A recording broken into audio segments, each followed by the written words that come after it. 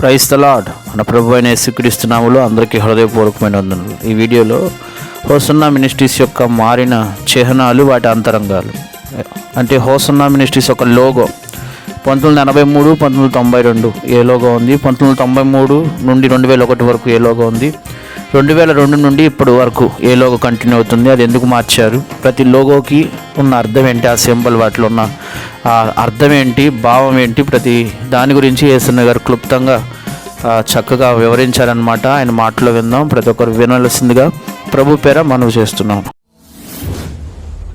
Faith comes by hearing the God's word. మొదటి logo మీరు చూస్తున్నారు. 1983 నుండి 1992 వరకు యేసు రక్షించును, యేసు స్వస్థపరచును, హోసన్నా ప్రార్థనా బృందం. మొట్టమొదటిగా పావురము, లోగోలో కనిపిస్తున్న పావురము పరిశుద్ధాత్మ దేవునికి సాదృశ్యం, సమాధానానికి సూచన. రెండవదిగా సువార్త రెండంచులు గల ఖడ్గం వంటిది, అంటే నిన్ను నరుకుతుంది అని కాదు, ఆత్మను రక్షిస్తుంది, శరీరాన్ని స్వస్థపరుస్తుంది. ఈ విషయాన్నే యేసు రక్షించును, యేసు స్వస్థపరచును అని సూచించును. అతిశయించువాడు సిలువ యందు అతిశయింపవలను అని వ్రాయబడినట్లు చర్చి మీద సిలువను చూస్తారు. ఇండియా మ్యాప్ ఉంది. అప్పట్లో ఇండియా మీద మాత్రమే భారం ఉండేది.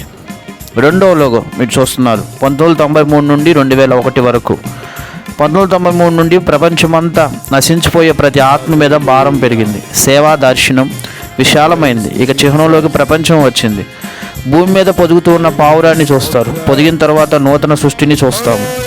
కాగా ఎవడైనా క్రీస్తునందు ఉన్న ఎడల వాడు నూతన సృష్టి, పాతవి గతించును, ఇదిగో క్రొత్తవాడు. కొరింథీ 5:17. సిలువ కింద పావురం పొదుగుచున్నట్లు కనిపిస్తుంది. అనగా సిలువ దర్శనం సంఘానికి పరిశుద్ధాత్మ దేవుడు కలిగిస్తాడని. దేవునికి స్తోత్రం. ఇప్పుడు చూస్తున్నారు మూడవది. ఇది ఇప్పటికి కూడా కంటిన్యూ అవుతుంది.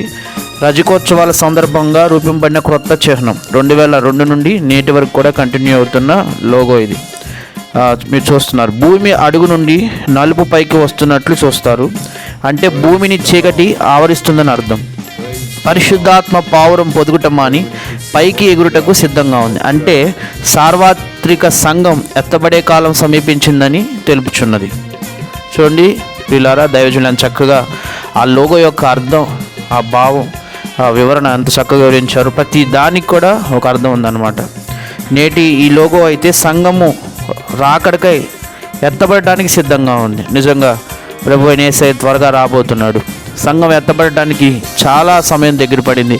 ఆయన చెప్పినట్లుగా ప్రవచనాలన్నీ నెరవేర్చబడుతున్నాయి. రాజ్యం మీదకి రాజ్యం, జనం మీదకి జనం, భూకంపాలు, తుఫాన్లు, అక్రమం విస్తరించేట అనేకుల్లో ప్రేమ చల్లారిపోతుంది, అనేకుల్లో విశ్వాసం తగ్గిపోతుంది, ఏర్పరచబడిన వారు సహితం కూడా పడిపోతున్న రోజుల్లో ఉన్నాం. నిజంగా సంఘం ఎత్తబడడానికి సిద్ధంగా ఉంది. ప్రతి ఒక్కరూ సిద్ధపడవలసిందిగా ప్రభు అయిన యేసుక్రీస్తు కడబూర మోగగానే రెప్పపాట్లు మనమంతా ఎత్తబడి రూపాంతరం చెంది మధ్యాకాశంలో 7 ఏండ్లు 1000 ఏండ్ల పరిపాలనలో 1000 సంవత్సరాలు మనం ఉండాలి.